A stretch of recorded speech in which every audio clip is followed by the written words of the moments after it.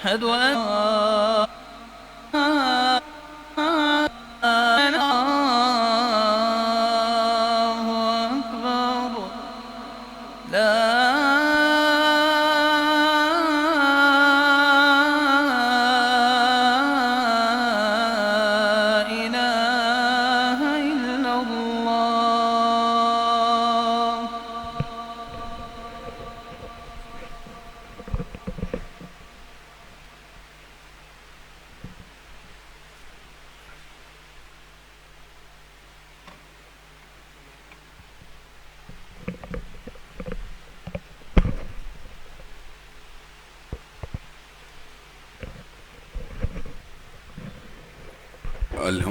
الحمد لله نحمده ونستعينه ونستغفره ونؤمن به ونتوكل عليه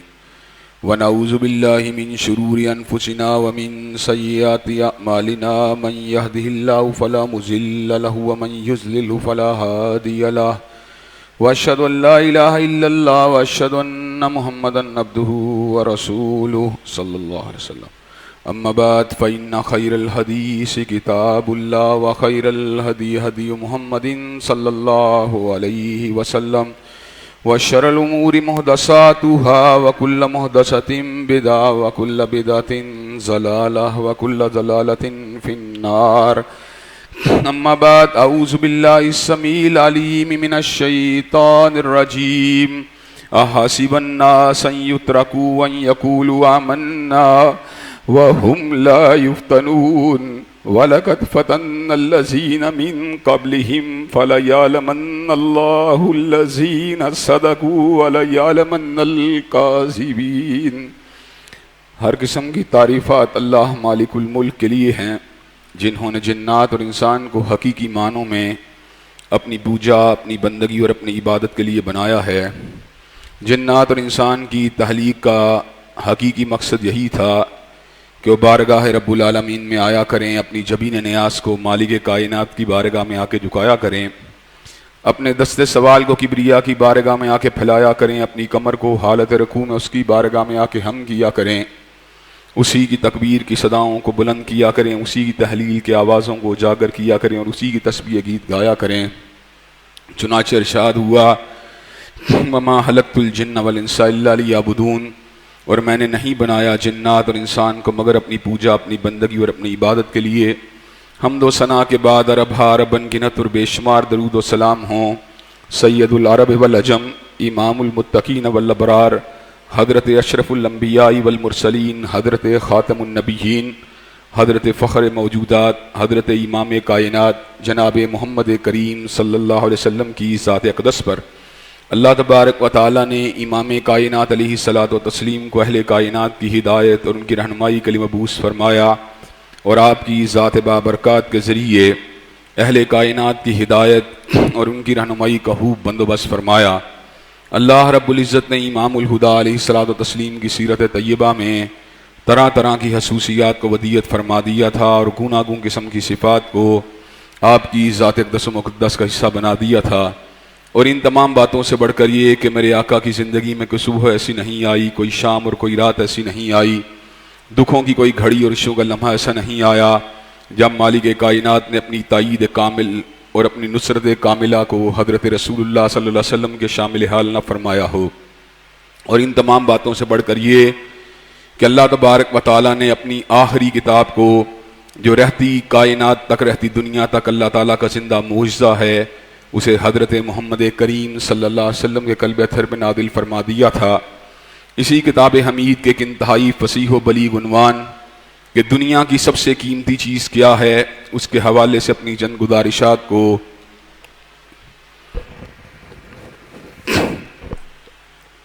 آپ حضرات کے گوش گزار کرنے کا سلسلہ جاری و ساری ہے.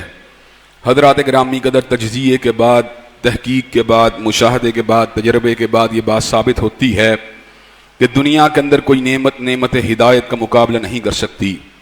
اگر ہدایت کی نعمت فیصلہ کن نعمت نہ ہوتی تو دنیا کے اندر فرعون اپنی سرداری کے باوجود ذلیل نہ ہوتا،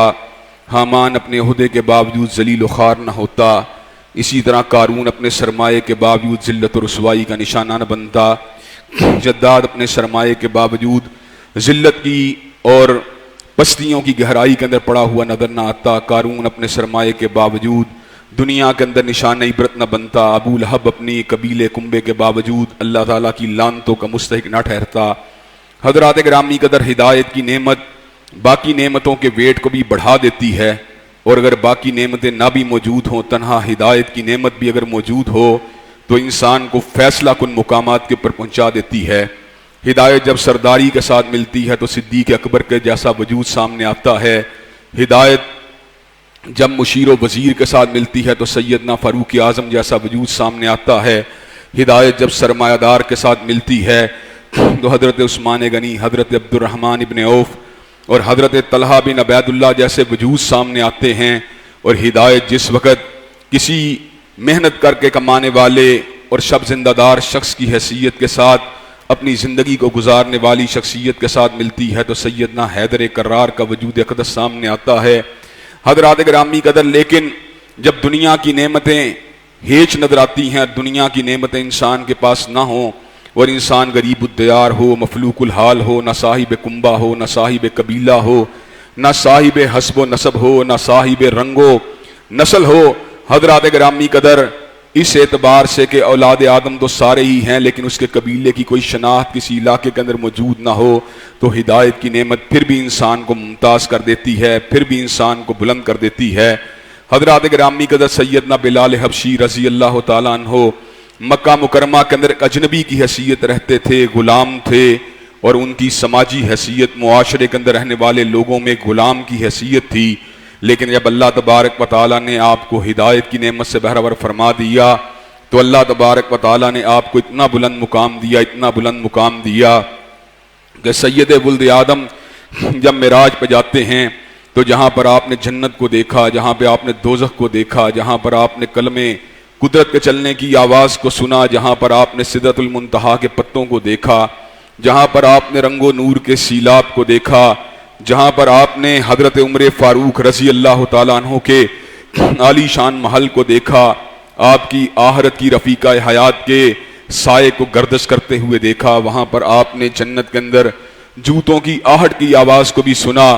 ایسے عالم کے اندر جس وقت حضرت رسول اللہ صلی اللہ علیہ وسلم نے جنت میں جوتوں کی آہٹ کو سنا تو آپ نے اس موقع پہ استفسار کیا،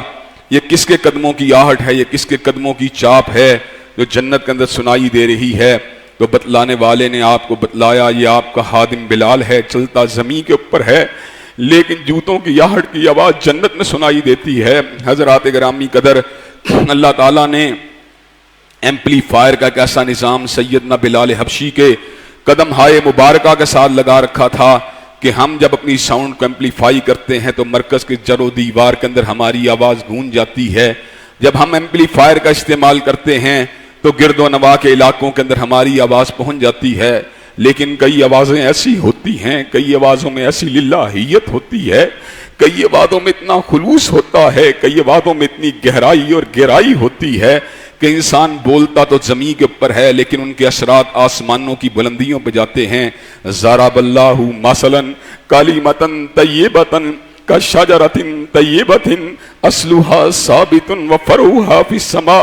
اللہ تبارک و تعالیٰ کلمہ طیبہ کی مثال دیتے ہیں کہ جس کو زمین کے اندر بویا گیا اور اس کا عالم یہ ہے اللہ نے اس کو اتنا بلند و بالا فرما دیا کہ اس کی شاہوں نے آسمانوں کو ڈھانپا ہوا ہے۔ حضرات گرامی قدر، یہی حال بلال کے جوتوں کی آہٹ کا ہے، چونکہ وہ اللہ تبارک و تعالیٰ کا ولی ہے، چونکہ وہ رب کا تابع دار ہے، چونکہ وہ توحید کا علمبردار ہے، چونکہ وہ اللہ کی وحدانیت کے اوپر کٹنے مرنے کے لیے آمادہ و تیار ہے، چونکہ وہ ہررا کی تپتی ہوئی زرزمین کے اوپر تڑپنا گوارا کر سکتا ہے، چونکہ وہ اللہ تبارک و تعالیٰ کی توحید کے لیے ہر طرح کے ظلم و ستم کو سہنا گوارا کر سکتا ہے، اس لیے اللہ تبارک و تعالیٰ اس کے چہرے کو نہیں دیکھتے، اس کے قبیلے کو نہیں دیکھتے، اس کے کنبے کو نہیں دیکھتے، اس کے مال کو نہیں دیکھتے، دنیا والے چہروں کو دیکھتے ہیں، دنیا والے مال کو دیکھتے ہیں، دنیا والے متاع کو دیکھتے ہیں، دنیا والے حسب و نسب کو دیکھتے ہیں، لیکن پروردگار عالم جو کہ اہل الوفاء والحق ہے، جو کہ حقیقی معنوں وفادار ہے، جو حقیقی معنوں میں حق ہے، انہ لا ینظر الی صورکم ولا الی اموالکم ولکن ینظر الی قلوبکم واعمالکم، وہ تمہارے چہروں کو نہیں دیکھتا، وہ تمہارے اموال کو نہیں دیکھتا، بلکہ وہ تمہارے دلوں کو دیکھتا ہے اور تمہارے اعمال کو دیکھتا ہے۔ حضرات گرامی قدر، ایک خطبہ ہے جو لارنس روڈ کے ممبر سے دیا گیا، ایک خطبہ ہے جو مرکز قادسیہ کے ممبر سے دیا گیا، ایک خطبہ ہے جو راوی روڈ سے دیا گیا، لیکن حضرات گرامی قدر کئی خطاب ایسے ہوتے ہیں جو زمین کا سینہ چیر کے آسمانوں کی بلندیوں کے پر چلے جاتے ہیں۔ حضرات گرامی قدر سورہ مومن کے اندر اللہ تبارک و تعالیٰ نے ایک مومن کے خطاب کا ذکر کیا، قال رجل مؤمن من آل فرعون، قال رجل مؤمن من آل فرعون یکتم ایمانہ، کہ آل فرعون میں سے ایک مومن تھا جس نے اپنے ایمان کو چھپایا ہوا تھا، لیکن جس وقت فرعون نے سیدنا موسیٰ کو شہید کرنے کا ارادہ کیا، اس نے مصلحت کی چادر کو اتار دیا، وہ فرعون کے ظلم کے سامنے، استبداد کے سامنے، جبر کے سامنے، ہیبت کے سامنے، کر و فر کے سامنے، جاہ و جلال کے سامنے کھڑا ہو گیا۔ اس نے الفاظ کہے تو کیا کہے، اتقتلون رجلا ان یقول ربی اللہ، کیا تم نے کیسے شخص کو شہید کرنا چاہتے ہو جس کا اس کے علاوہ کوئی بھی جرم نہیں ہے کہ وہ اللہ کی وحدانیت کا علمبردار ہے۔ حضرات گرامی قدر، اس نے بڑی ہی فصیح و بلیغ تقریر کی اور آخر میں اس امر کا اعلان فرما دیا، فَسَتَذْكُرُونَ مَا أَقُولُ لَكُمْ وَأُفَوِّضُ أَمْرِي إِلَى اللَّهِ، کہ میں نے جو نصیحت کرنی تھی تو میں کر لی ہے، وہ أُفَوِّضُ أَمْرِي إِلَى اللَّهِ، اور میں اپنے معاملے کو اللہ کے سپرد کرتا ہوں۔ إِنَّ اللَّهَ بَصِيرٌ بِالْعِبَادِ، بے شک اللہ تبارک و تعالیٰ اپنے بندوں کو دیکھنے والا ہے۔ حضرات گرامی قدر،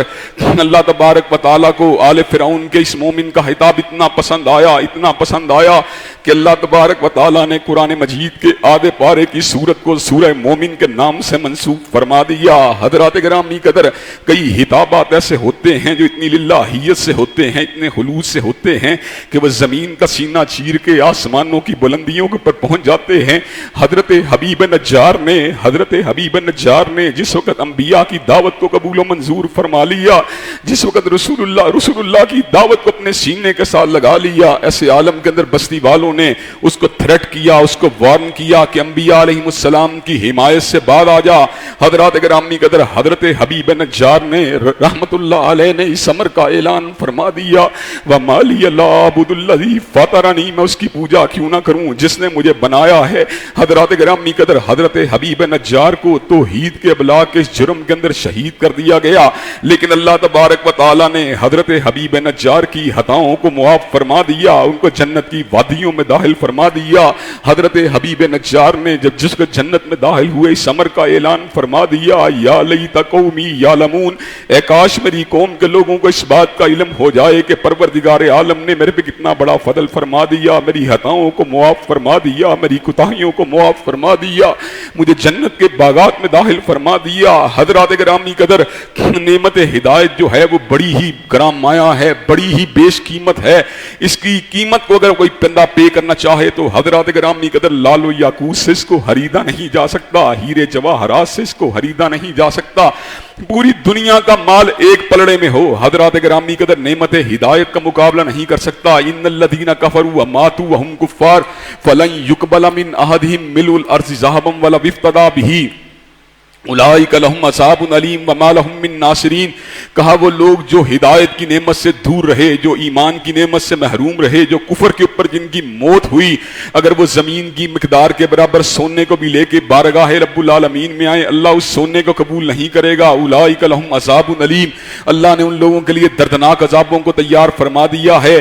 حضرات گرامی قدر، یہ اقتدار کیا ہے، شہرت کیا ہے، نام بری کیا ہے، جماعتوں کی سربراہی کیا ہے، جماعتوں کے عہدے کیا ہیں، ایم کی سیٹ کیا ہے، ایم پی اے کی سیٹ کیا ہے، وزیر اعلیٰ کی سیٹ کیا ہے، وزیر اعظم کی سیٹ کیا ہے، گورنر ہاؤس کی سیٹ کیا ہے۔ رب کعبہ کی قسم ہے، یہ کائنات کے سارے اقتدار جو ہیں نعمت ہدایت کا مقابلہ نہیں کر سکتے۔ کائنات کا سارا سرمایہ جو ہے وہ نعمت ہدایت کا مقابلہ نہیں کر سکتا۔ کائنات کی شہرت جو ہے وہ نعمت ہدایت کا مقابلہ نہیں کر سکتی۔ حضرات گرامی قدر، نعمت ہدایت جو ہے اتنی گرامایہ ہے، اتنی بیش قیمت ہے کہ کہ تاریخ انبیاء نے ہمیں یہ سبق سکھلا دیا، تاریخ انسانیت نے ہمیں یہ سبق پڑھا دیا، جنہوں نے ہدایت کی نعمت کی اہمیت کو پا لیا، حضرات گرامی قدر ہر قسم کے تشدد کو جھیلنا گوارا کر لیا، ہر قسم کی صعوبتوں کو سہنا گوارا کر لیا، ہر قسم کی مشقتوں کو برداشت کرنا گوارا کر لیا، لیکن نعمت ہدایت کے اوپر سمجھوتا نہیں کیا۔ حضرات گرامی قدر انبیاء علیہ السلام کی پوری تاریخ کے اوپر غور کر لیجئے، انبیاء علیہ السلام کتنے ستم کو جھیلتے رہے، کتنی پریشانیوں کو برداشت کرتے رہے،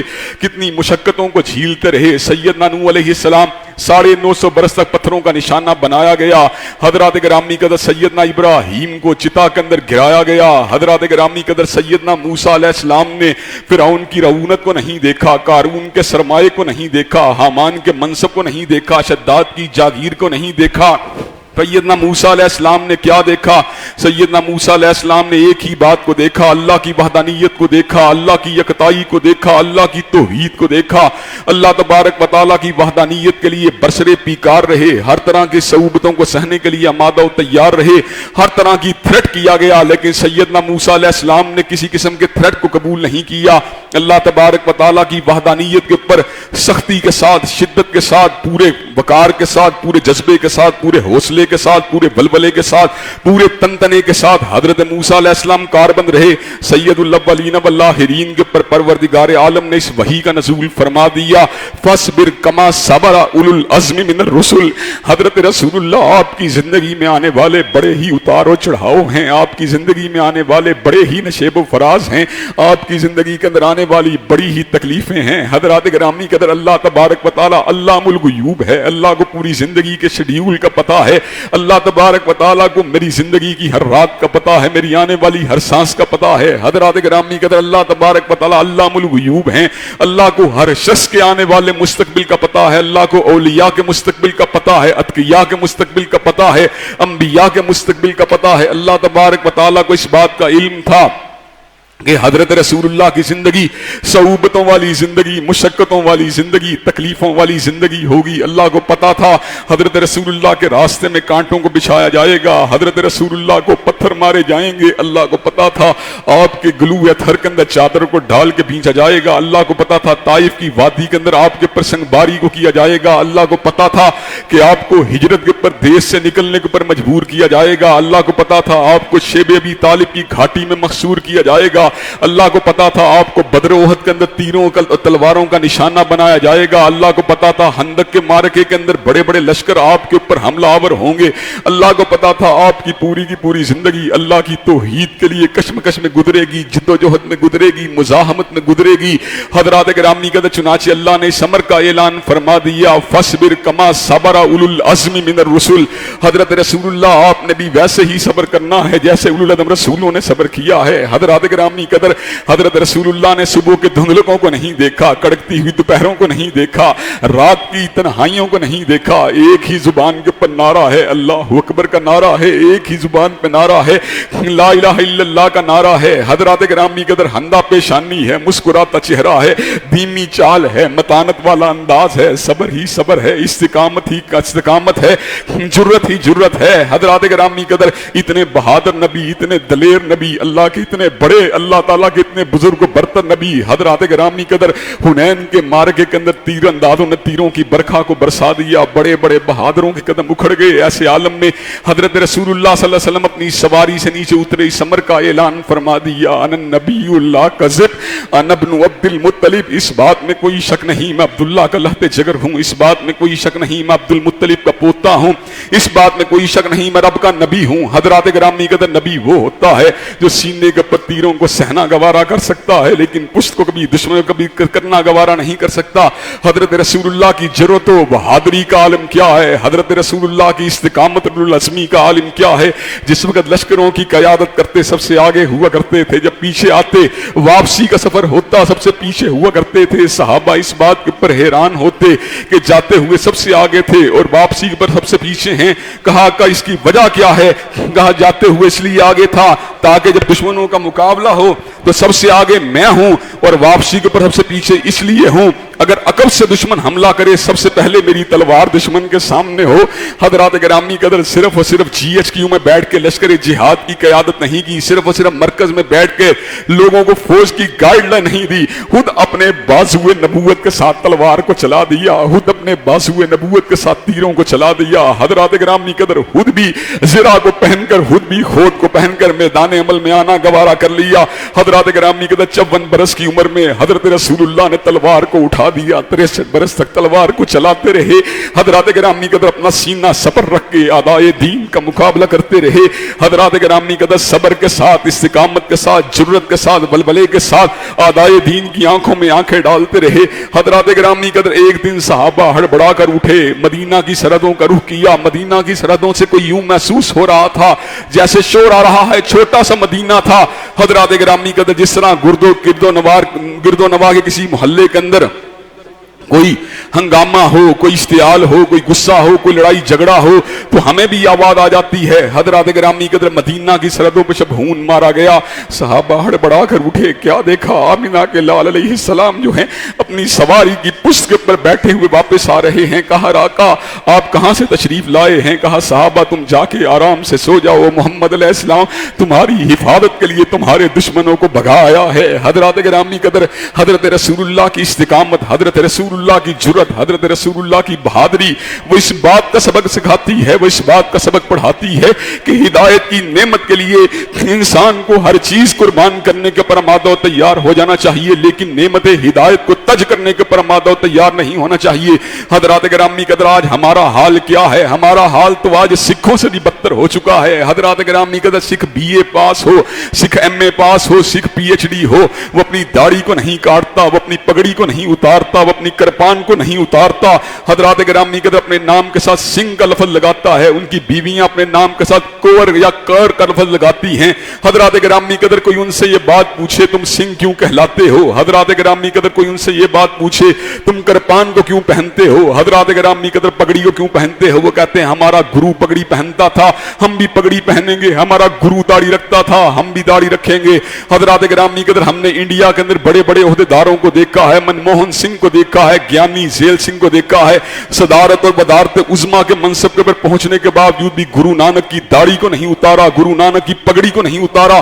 لیکن حضرات گرامی قدر آج کا مسلمان کس طرح کا مسلمان ہے؟ 14 جماعتیں پڑھنے کے بعد حضرت رسول اللہ کی داڑھی مبارک کو ذبح کر دیتا ہے، 14 جماعتیں پڑھنے کے بعد آپ کی سنت مطہرہ کو بلا دیتا ہے، آپ کے طریقے کو بلا دیتا ہے۔ کیوں بلا دیتا ہے؟ میں ماڈرن مسلمان ہوں، میں ترقی پسند مسلمان ہوں، میں مندروں کا حامی ہوں، میں بندروں کا حامی ہوں، میں شراب خانوں کا حامی ہوں، میں زنا کے اڈوں کا حامی ہوں۔ تیری مسلمانیت کہاں چلی گئی ہے؟ حضرات گرامی قدر سکھ تجھے ہے، تیری غیرت کے اوپر ایک تازیانہ ہے، سکھ مت کا جو ماننے والا ہے، تیری عبرت تیرے لیے عبرت کا ایک نشان ہے، تیرے لیے ایک مثال ہے کہ وہ صدر و وزیر اعظم بن کے بھی اپنے گرو کے راستے کو نہیں چھوڑتا۔ تو 14 جماعتیں پڑھنے کے بعد جو ہے حضرت رسول اللہ کی سنت مطہرہ، سنت مبارکہ کو ذبح کر دیتا ہے۔ حضرات گرامی قدر نعمت ہدایت بڑی ہی عظیم نعمت ہے۔ میں تو ان وجودوں کو اور ان ہستیوں کو اور ان عظیم لوگوں کو جو ہدایت کی نعمت کو کسی طور کے اوپر بھی تج کرنے کے لیے مادہ نہیں ہوتے، جب میں ان کی تاریخ کو پڑھتا ہوں تو میرے رونگٹے کھڑے ہو جاتے ہیں۔ حضرات گرامی قدر قبل اس کے کہ میں تاریخ کی وادیوں سے